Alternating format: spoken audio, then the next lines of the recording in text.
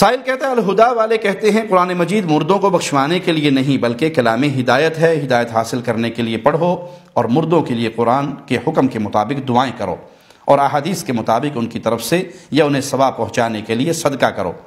الہدا والوں کی یہ بات قرآن اور سنت کے موافق ہے اور وہ بالکل صحیح کہتے ہیں۔ یہ قرآن مردوں کو بخشوانے کے لیے نہیں آیا، یہ ہدایت کا پیغام لے کر آیا، یہ نور کا پیغام لے کر آیا، یہ میری اور آپ کی زندگیوں کو تبدیل کرنے کے لیے آیا۔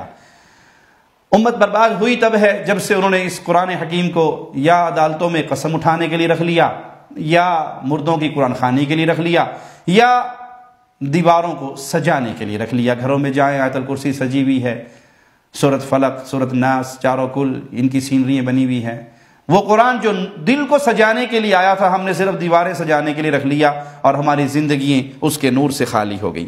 میت کی طرف سے ثواب کے لیے کئی اعمال کیے جا سکتے ہیں جو رسول اللہ صلی اللہ علیہ وسلم سے ثابت ہیں۔ کوئی فوت ہو گیا، اس کے ذمہ روزے تھے، آپ رکھیے۔ کوئی فوت ہو گیا، اس کے ذمہ قرضہ تھا، آپ ادا کیجئے۔ کسی کے اوپر حج یا عمرہ فرض تھا، استطاعت تھی، نہیں کر سکا، نیت تھی، اس کی طرف سے کیجئے۔ اس کی طرف سے کنواں کھدوائیے، ہسپتال بنوا دیجئے، مسجد بنوا دیجئے، صدقہ خیرات کیجئے، غریبوں، یتیموں، بیواؤں، مسکینوں کو کھانا کھلائیے۔ وہ جو ایام ہمارے ہاں فکس ہو گئے ہیں، 3واں، 7واں، 9واں، 10واں، 40واں قول برسی والے، وہ نہ کیجئے، کیونکہ کسی عمل کو کسی دن کے لیے خاص کرنے کے لیے دلیل چاہیے۔ آپ جب مرضی صدقہ کریں، جب مرضی خیرات کریں، اس کے لیے دعائیں کریں اور کثرت سے اولاد کو دعائیں کرنی چاہیے۔